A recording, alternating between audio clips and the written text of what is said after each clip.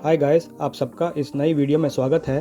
तो क्या आपको भी देखकर थोड़ी हैरानी होती है कि बाहर के देशों में रोड पे सभी गाड़ियाँ, बाइक्स, बस और ट्रक्स वगैरह वाले बिना हॉर्न बजाए स्पीड में एफिशिएंटली और सेफली साथ में कैसे चल लेते हैं।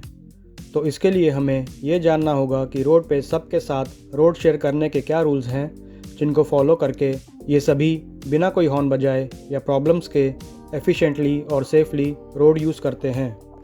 वैसे इससे पहले वाली वीडियोस में हमने ऑस्ट्रेलियन रोड्स पे स्पीड लिमिट्स, गाड़ियों की रोड पोजीशनिंग और सेफ स्टॉपिंग डिस्टेंस वगैरह मेंटेन करने के बारे में बात करी थी। तो आज इस वीडियो में हम देखेंगे कि रोड पे गाड़ी चलाते हुए बाकी रोड यूजर्स के साथ, जैसे कि पेडेस्ट्रियंस, साइकिलिस्ट, बाइकर्स या बस और ट्रक वगैरह के साथ रोड कैसे शेयर करनी है और किन किन चीज़ों का ध्यान रखना है, जिससे आप भी यहाँ बिना हॉर्न बजाए कॉन्फिडेंटली और सेफली गाड़ी चला सकें और रोड यूज़ कर सकें या इसके बारे में जान सकें। तो चाहे आप यहाँ ऑस्ट्रेलिया में गाड़ी चलाना सीख रहे हों या फिर अपनी ड्राइविंग को वैसे थोड़ा और इम्प्रूव करना चाहते हों, तो इस वीडियो से आपको यहाँ सेफली और कॉन्फिडेंटली गाड़ी चलाने में हेल्प मिलेगी, जिससे आप यहाँ बाकी रोड यूज़र्स को और ख़ुद को सेफ रख पाएंगे। तो आइए फिर स्टार्ट करते हैं अपनी इस वीडियो को।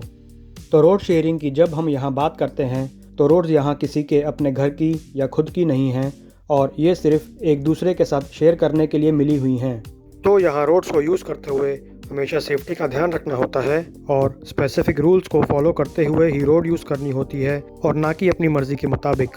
और अगर कोई दूसरा कुछ थ्रेटनिंग, एग्रेसिव या रोड रेज करता है तो आपको रोड रेज नहीं करनी है और काम रहना है, क्योंकि रोड रेज करना यहाँ इल्लीगल है।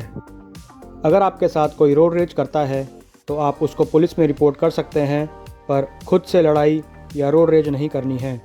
बल्कि यहाँ पे एक्सीडेंट तक होने के बाद भी लोग एक दूसरे के साथ मारपीट नहीं करते हैं, बल्कि सिर्फ अपनी अपनी डिटेल्स जैसे अपना नाम और लाइसेंस नंबर वगैरह एक दूसरे के साथ शेयर करते हैं और अपनी इंश्योरेंस कंपनी को दे देते हैं। क्योंकि रोड रूल्स यहाँ काफ़ी क्लियर और स्ट्रिक्ट हैं,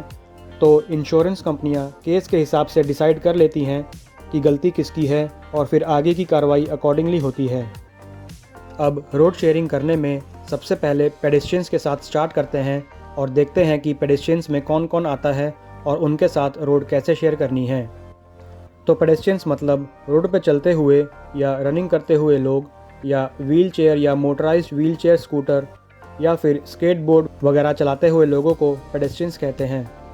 तो क्योंकि पेडेस्ट्रियंस के पास गाड़ी वालों की तरह गाड़ी की कोई प्रोटेक्शन नहीं होती है, तो रूल्स के हिसाब से ये एक ड्राइवर की रिस्पॉन्सिबिलिटी है कि वो पेडेस्ट्रियंस को सेफ रखे और उनको पहले गिव वे मतलब रास्ता दे।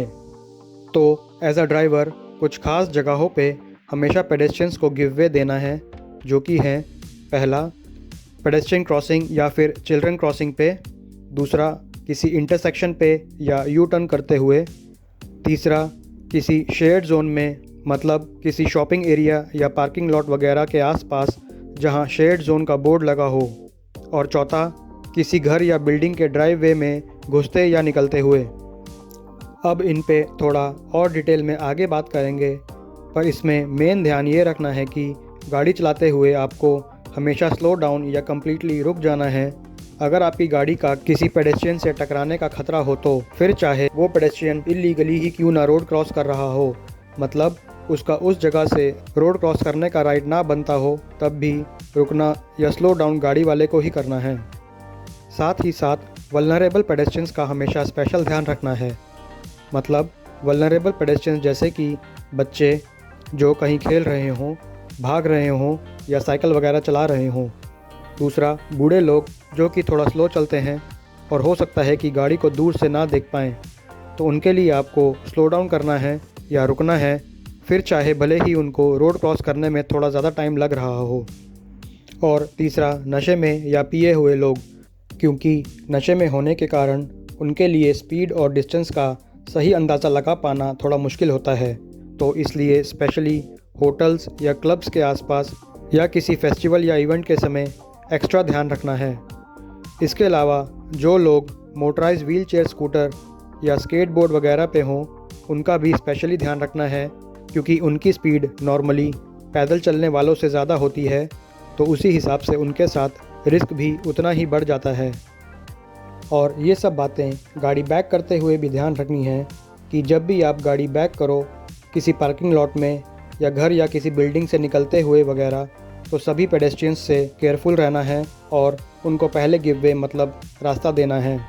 इसके अलावा एक बात और, जैसे जहाँ पे ये हाई पेडेस्ट्रियन एक्टिविटी या पेडेस्ट्रियन रिफ्यूज वाले साइन बोर्ड हो, वहाँ पेडेस्ट्रियंस के लिए केयरफुल हो जाना है और ज़रूरत पड़ने पे अपनी गाड़ी को स्लो डाउन कर लेना है। अब जैसे कि मैंने पहले पेडेस्ट्रियन क्रॉसिंग और चिल्ड्रन क्रॉसिंग के बारे में बोला था, तो देखते हैं कि इनमें किन किन चीज़ों का ध्यान रखना है।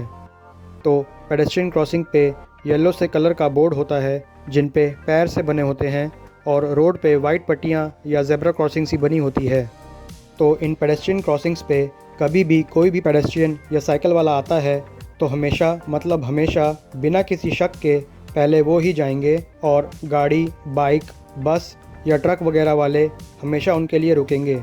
मतलब जब भी ये पेडेस्ट्रियन क्रॉसिंग्स आए और कोई पेडेस्ट्रियन या साइकिल वाला चाहे उसको क्रॉस करना जस्ट स्टार्ट ही कर रहा हो तो वो नहीं रुकेगा, क्योंकि उसको बिना रुके वहाँ से क्रॉस करना अलाउड है और गाड़ी वगैरह वालों को ही रुकना पड़ेगा चाहे जो भी हो। और अगर नहीं रुके या उसको लग गई तो मतलब बस आप सिंपली काम से गए। तो पेडेस्ट्रियन क्रॉसिंग्स पे इसके अलावा जिन चीज़ों का ध्यान रखना है वो है कि अगर कोई गाड़ी पेडेस्ट्रियन के लिए वहाँ रुकी है तो उसको ओवरटेक नहीं करना है और शांति से उस गाड़ी के पीछे वेट करना है।